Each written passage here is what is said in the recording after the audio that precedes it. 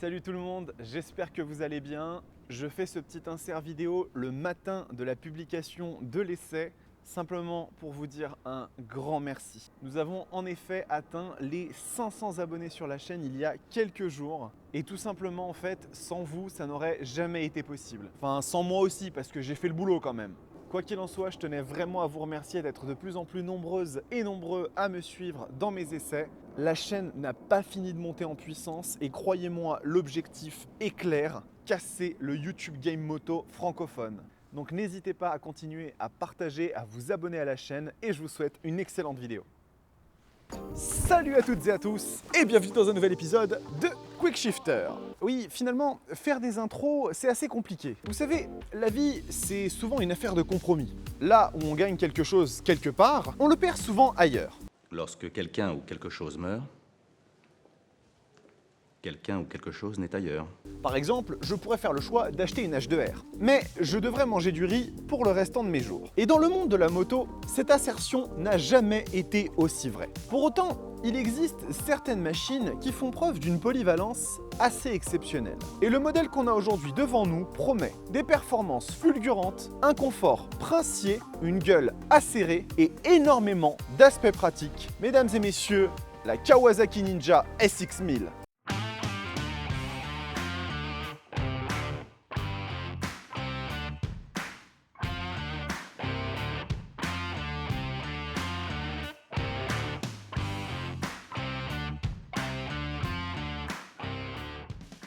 Ça semble trop beau pour être vrai, mais pourtant cette machine existe dans la gamme Kawasaki depuis plus d'une décennie sous l'appellation Z1000 SX. C'est l'évolution carénée du Roadster Z1000 et elle se voulait le prolongement sport GT d'une des machines à sensation des années 2000. Et surtout finalement plus légère et sensationnelle que la grande sœur GTR 1400 qui a depuis disparu du catalogue, la faute à des normes Euro 5 un peu trop castratrices. Nous ferons une minute de silence pour la grosse routière ainsi que la ZZR 1400 qui nous a quittés beaucoup trop tôt. Les salauds! Cette Z1000 SX va donc évoluer au long des années avec pas mal de changements, dont notamment une modification de sa robe en 2017 qui va lui donner le look qu'on a devant nous aujourd'hui. Puis en 2020, elle abandonne définitivement l'appellation Z1000 SX, la Ninja 1000 SX était née. Enfin, on va se calmer quand même, hein. C'est un changement de papier, c'est tout. On arrive donc au troisième et dernier épisode de notre grande saga Espace Murite qui s'appelle Le Retour du Rupteur. On remercie donc nos amis à Châtillon pour le prêt de ce petit monstre vert. Même si la moto est noire, vous avez compris où je veux en venir. Et bien évidemment, vous n'oubliez pas le pouce bleu, l'abonnement à la chaîne ainsi que le partage et le compte Instagram, vous serez extrêmement gentil. Après, une machine comme ça, c'est fait pour être roulé, pas pour discuter des heures de vent. Donc, en selle.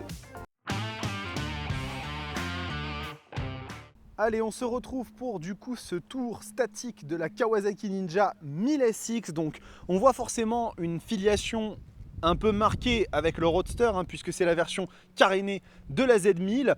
Je trouve que personnellement, la gueule est quand même plus sympa sur ces nouvelles générations à partir de 2017 que les anciennes versions qui vraiment accusaient le poids des années. Là, elle a vraiment un faciès relativement acéré. On voit qu'elle s'est allongée. Elle est plus sportive dans son regard. Globalement, bon, ça reste un roadster japonais. Hein. C'est des matériaux qu'on a l'habitude de voir. C'est des formes qu'on a l'habitude de voir. Relativement bien maîtrisé, je trouve, en termes de finition. On est sur quelque chose qui ne souffre pas de trop de défauts. Comme vous avez pu le voir, on a une petite sortie directement à Krapovic ici, qui n'est pas d'origine, mais qui lui donne une sonorité assez sympa. Vous allez l'entendre tout à l'heure. Globalement, j'ai pas grand chose à dire sur le look extérieur de cette machine. On va quand même s'attarder rapidement sur les éléments de suspension. On retrouve ici une fourche inversée de 41 mm avec des étriers marqués Kawasaki. Donc je sais pas s'ils sont allés chercher chez Tokiko, Kayaba ou Brembo ou si c'est une solution faite maison. Mais en tout cas, ça marche plutôt bien.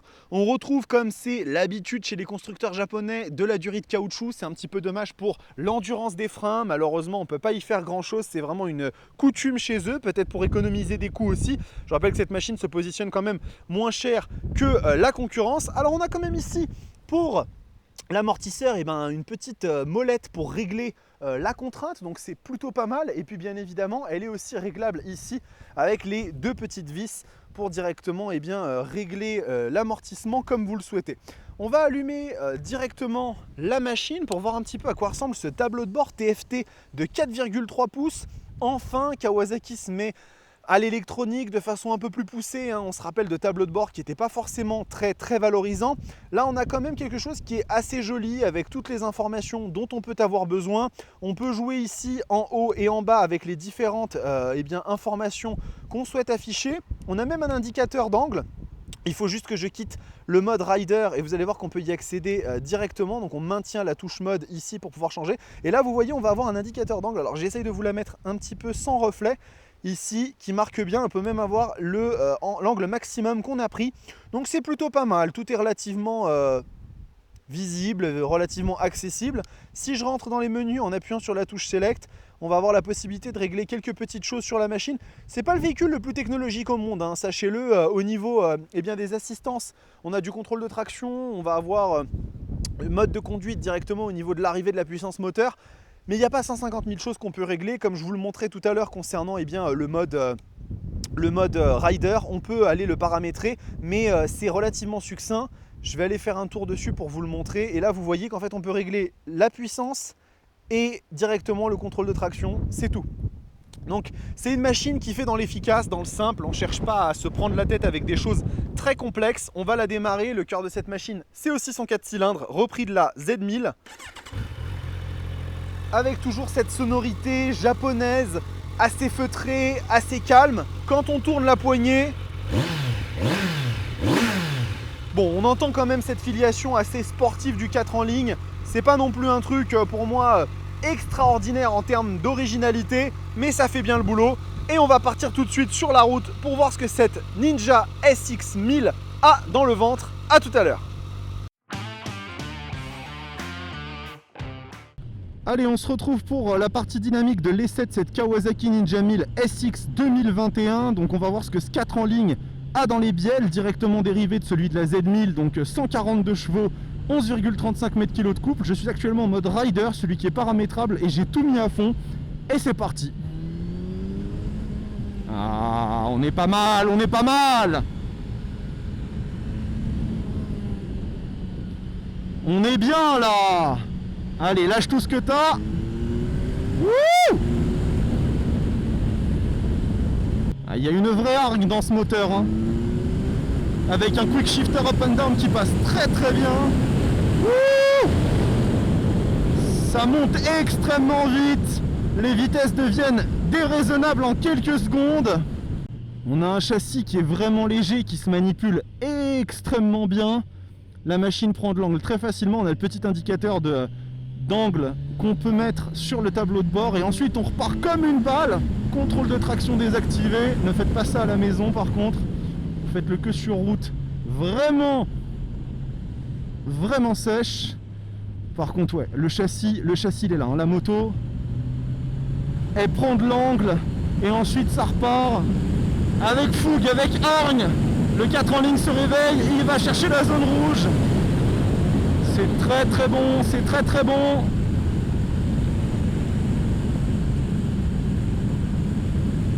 Les freins, malgré qu'on n'ait pas du tout d'appellation, c'est pas du Tokiko, c'est pas du Brembo, ou en tout cas c'est pas marqué, sont au-dessus de tout soupçon. Ils sont endurants, ils sont puissants, un petit peu trop immédiats selon moi. Ah ouais, ça se manipule bien, ça se manipule très bien. Ça repart immédiatement, boum! La balle verte d'Akashi. Bah écoutez, si ça c'est ce qu'on a sur la Ninja 1000 SX, j'ose pas imaginer ce que donne la ZH2.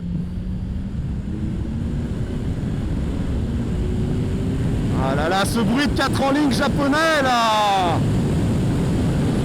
Ça vaut pas le V4 mais c'est pas mal du tout quand même, hein. Très bon, très bon. Et puis bien évidemment, encore une fois, ce châssis qui permet d'engager avec énormément de confiance. Alors faut que je fasse attention, c'est un roadster caréné, donc peut-être qu'au niveau des repose-pieds c'est un peu plus bas. Faut pas que je vienne frotter et abîmer la moto des copains là de Châtillon. Oh là là, qu'est-ce qu'on est bien, 235 kg, je vous le rappelle, hein, ça. Oh oui. Ah oui. Oh oui, il est bon ce 4 en ligne. Il est bon ce 4 en ligne. Le freinage est immédiat. Boum. elle nous enterre et on repart. Ah, les sensations, elles sont là, hein. Elle délivre les sensations, cette 1000SX, hein. J'ai 30 chevaux de moins que sur ma Tuono, et ben je m'en fous un peu là. Là je profite là.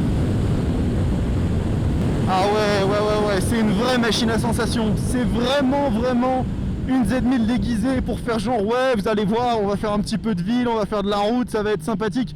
Que dalle, c'est la Z1000. Elle est juste déguisée, hein. Elle est juste déguisée. Oh là là, oh là là, oh là là. Allez, vas-y, donne tout. Oh, oh, ça envoie. Qu'est-ce que ça envoie.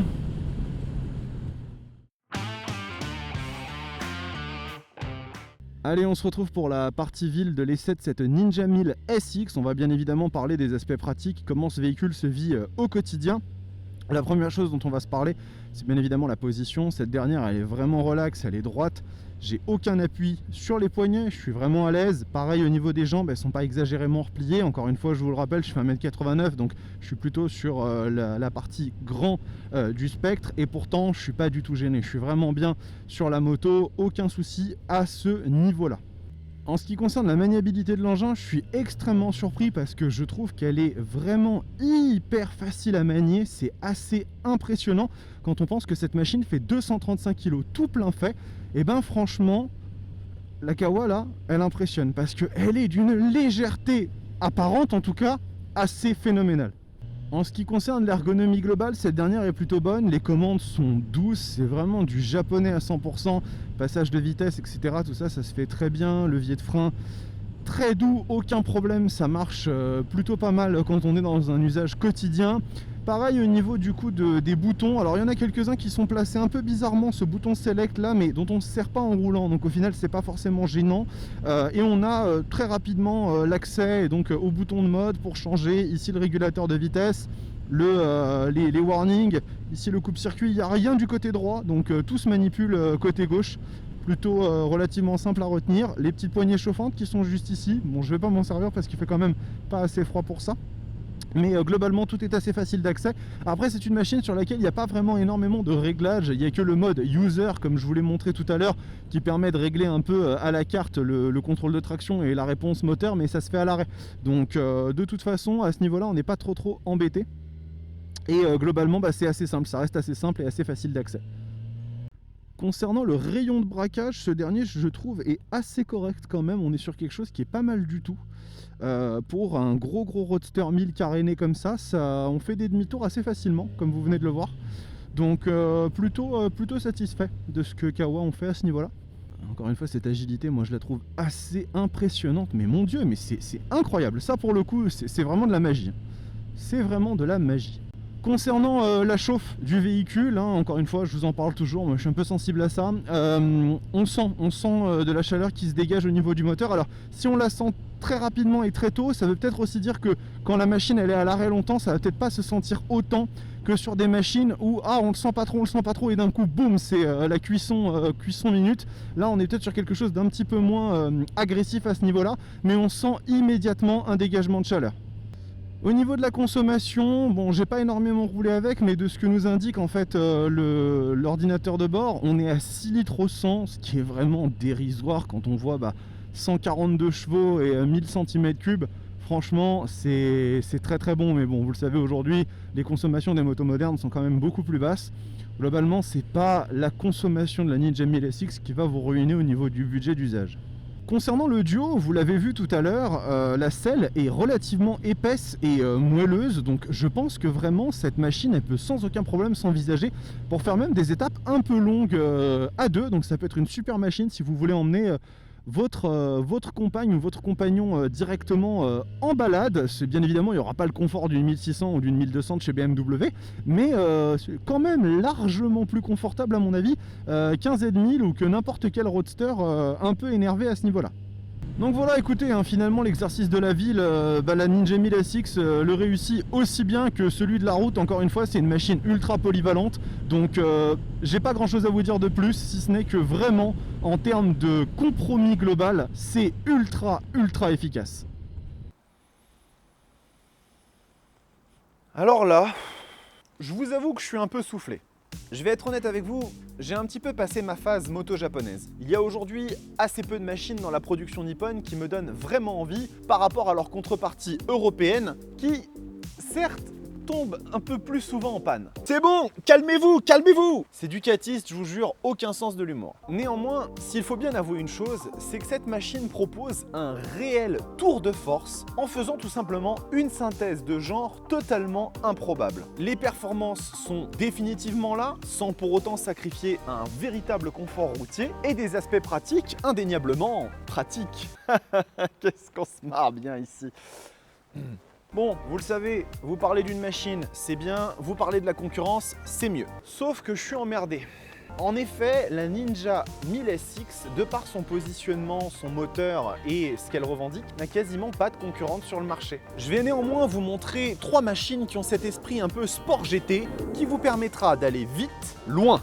Et on va commencer avec nos amis allemands et notamment la BMW R1250 RS. Le bicylindre à plat de 1250 cm3 vient ici animer avec une force peu commune une machine pensée pour la route, mais la route énervée quand même. Le moteur a plus de couple qu'une Super Duke 1290. C'est dire, une position taillée pour faire de grosses bornes, de la technologie bien comme il faut, avec notamment un contrôle du frein moteur, contrôle de traction et même une assistance au départ en côte. 15 850 € et une flopée d'options qui vous feront autant plaisir à vous qu'à votre banquier. C'est celle qu'on mettra le plus volontiers en face de la Kawasaki. Ensuite, on va aller chercher un peu plus loin dans l'exotisme avec la Super Duke 1290 GT. Vous savez, quand on fait un roadster caréné, on s'arrange en règle générale pour que le moteur soit un peu modéré dans ses ardeurs. Et vous savez ce que KTM a fait? Absolument rien. On retrouve ici un bicylindre de 175 chevaux avec un couple à arracher les arbres, dans une machine plus confortable que le pendant roadster, dotée de toutes les mignardises technologiques, d'une bulle réglable à 8 niveaux et même d'un petit vide-poche pour pouvoir enlever ses clés de peur qu'elles tombent pendant les wheelings. 19 800 € la mettent bien au-delà de la verte d'Akashi, mais dans une proposition autrement plus sanguine. Comme l'orange! KTM, orange... Ah, ça m'a fait du bien les vacances. Et finalement, on va finir avec quelque chose de très différent, mais que je me devais de vous présenter, déjà parce que c'est une de mes motos favorites, et même ma toute première moto. Il s'agit de la Suzuki Hayabusa 2021. Il n'est pas nécessaire pour 95% des motards de présenter cette machine, qui est une véritable légende de la route. Elle nous revient en 2021 avec une nouvelle ligne bien plus acérée, de la technologie à tous les étages, et... à mon grand regret, un moteur qui reste inchangé, voire même moins puissant que celui de la seconde génération. Euro 5 aura ma peau.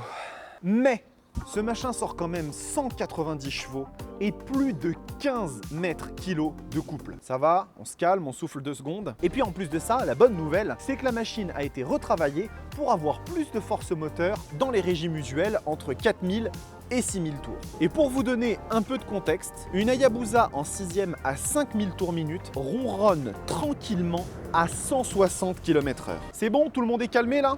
Elle est beaucoup plus radicale en termes de position que la Ninja 1000SX, mais c'est aussi la dernière représentante de la catégorie Sport GT extrême où la vitesse était le maître mot. Et quand je pense que Suzuki avait envisagé un 6 cylindres turbo compressé. On conclut donc sur le prix de cette Ninja 1000SX qui se négocie à 14 549 € en neuf. Et si vous la voulez en occasion dans sa nouvelle ligne, vous la trouverez aux environs de 10 000 € avec des kilométrages plutôt sympas. Cette machine est véritablement une synthèse assez exceptionnelle qui fait beaucoup de choses très bien. Elle ne sera jamais aussi puissante qu'un Hyper Roadster, ni aussi confortable qu'une grosse routière façon K1600, mais pour quelqu'un qui n'est pas dans les extrêmes, c'est un compromis quasiment parfait. Je ne l'échangerai pour ma Tuono contre rien au monde, mais en même temps, moi je suis un gros con, vous n'avez pas forcément à faire comme moi. Cet épisode de Quick Shifter est terminé, j'espère qu'il vous a plu. Encore une fois, n'hésitez pas à me dire ce que vous en avez pensé dans les commentaires, c'est hyper important. Je vous embête encore avec ça, mais n'hésitez pas à vous abonner, à partager la chaîne et à nous rejoindre sur Instagram pour découvrir en avant-première tout simplement les nouveaux modèles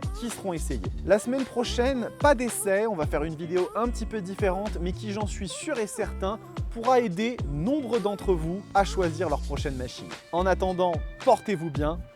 Ciao!